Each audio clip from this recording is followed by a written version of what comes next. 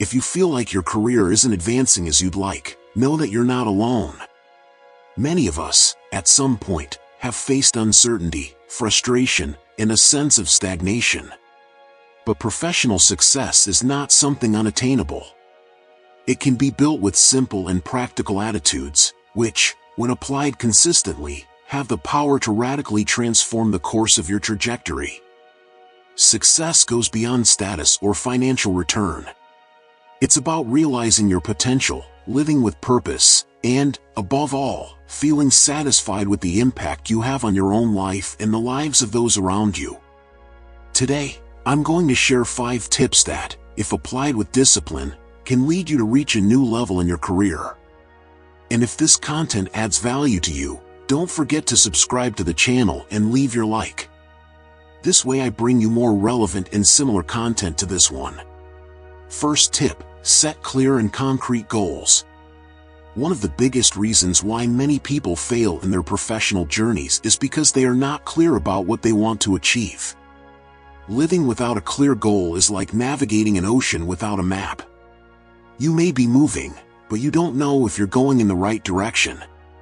And this lack of direction generates enormous frustration, making you waste energy and time on activities that do not lead you to your purpose. Setting clear goals is not a simple wish list, such as I want to be successful or I want to make more money. A well-defined goal needs to be specific. So ask yourself the following questions. What is success for you? What position do you want to achieve? What kind of impact do you want to make in your area of expertise? And, more importantly, how soon do you intend to accomplish this? Set realistic deadlines, because without them, motivation fades over time. This is where the SMART methodology comes in, which turns your vague aspirations into practical, concrete plans. When your goal is specific, measurable, attainable, relevant, and time-bound, you eliminate uncertainty and create a trail of actions that will get you from point A to point B. Another essential point is self-knowledge. How can you set goals if you don't know what you really want? Take time to reflect on your passions, on what makes sense to you. Your professional goals should be aligned with what motivates you internally, as this is what will sustain your energy and focus in the long run. The book The 7 Habits of Highly Effective People, by Stephen Covey, is one of the most influential works in the field of personal development and leadership. One of the central points of the book, and which connects directly to the tip of setting clear goals, is the concept of starting with the end in mind, which corresponds to the second of the 7 habits that Covey presents. This habit deals with the importance of visualizing your final destination before starting any journey, whether personal or professional. For Covey, it is essential that you have a clear picture of where you want to go, so that all your actions and decisions are aligned with this goal. This avoids wasting time and energy on activities that do not contribute to its purpose.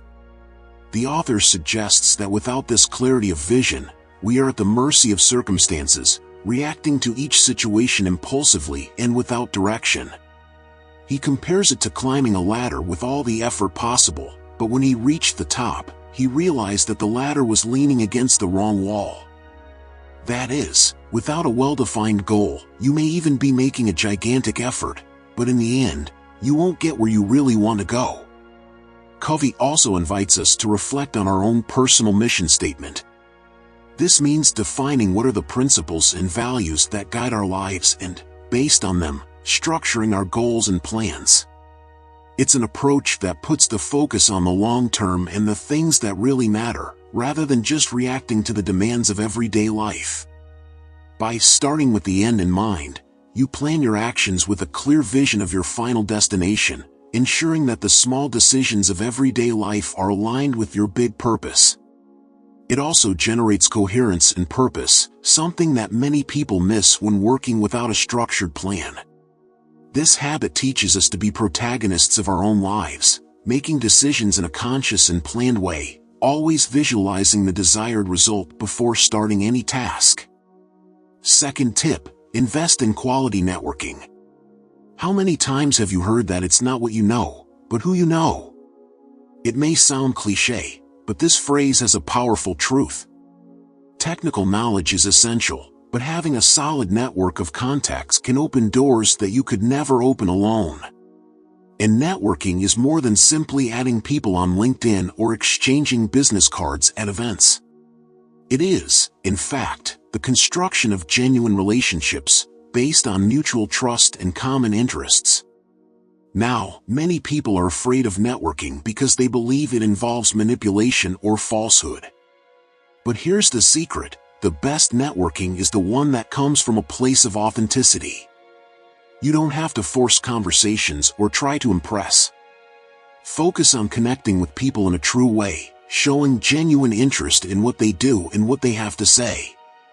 Another practical tip: don't network only when you need something. Maintaining an active network means being present, offering help and value whenever possible. When it comes time to ask for something, it will be much more natural. A great exercise is to apply the 3-touch rule. This means that for every new person you meet, you should make 3 valuable interactions: an introduction, a follow-up, and a relationship-maintaining message. Constancy is what makes these connections turn into real opportunities. Also, look for networking events in your area of expertise, but don't underestimate the power of online platforms. LinkedIn, for example, is an incredibly powerful tool when used well. Join groups, comment on posts, share insights. The more active and present you are, the more relevant you become to your network. The book Never Split the Difference, by Chris Voss, is a practical and powerful manual on negotiation, but its lessons go far beyond that. As a former FBI negotiator in kidnapping situations, Voss brings an innovative and psychological approach to effective communication, and many of these strategies can be applied directly to networking and building influential professional relationships. One of the central ideas of the book is that in order to be a good negotiator, and by extension, a good communicator, you need to master the art of active listening. This means listening carefully, not just to respond, but to truly understand what the other person is saying, both in the words and between the lines. In the context of networking, this is fundamental. When you genuinely care about what the other person has to say, you show empathy and build a foundation of trust, and trust is the foundation of any successful relationship, whether personal or professional. Chris Voss also explores a technique called mirroring, which consists of repeating the other person's last words or the main idea of what they just said. This not only creates an immediate connection, but also makes the person feel understood and valued. In networking, where the goal is to build a solid relationship, mirroring is an effective way to show that you are present and engaged in the conversation.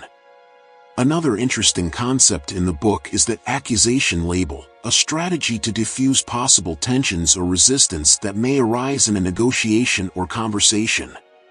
In networking, this is especially useful when you're meeting someone new or getting into a sensitive situation. By anticipating potential objections or discomforts and verbalizing them empathetically, you take the weight of those concerns off the other person and create a more open and comfortable environment for dialogue.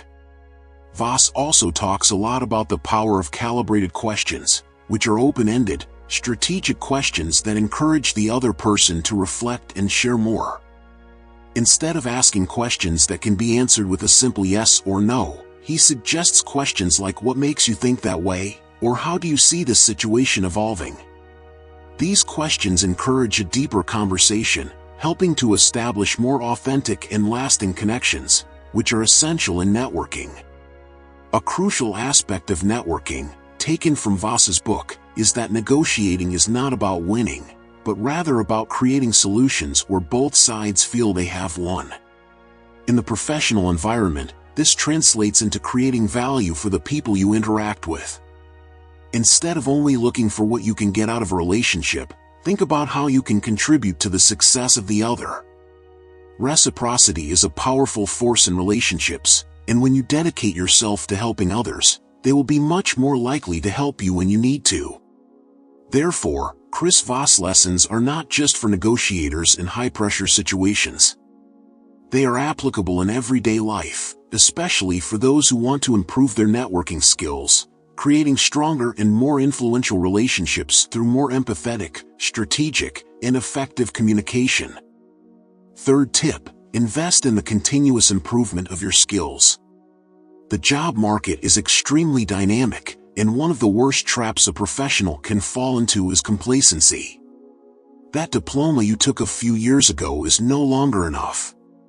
In a world where technology evolves at a rapid pace, the professionals who stand out are those who are constantly updating and acquiring new skills.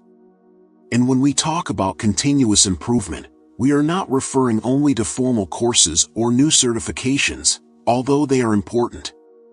Learning can and should take place in a variety of formats, from reading books and articles to attending workshops or even deliberately practicing your daily work.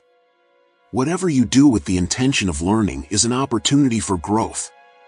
The concept of 10,000 hours, brought by Malcolm Gladwell, is an excellent example of this.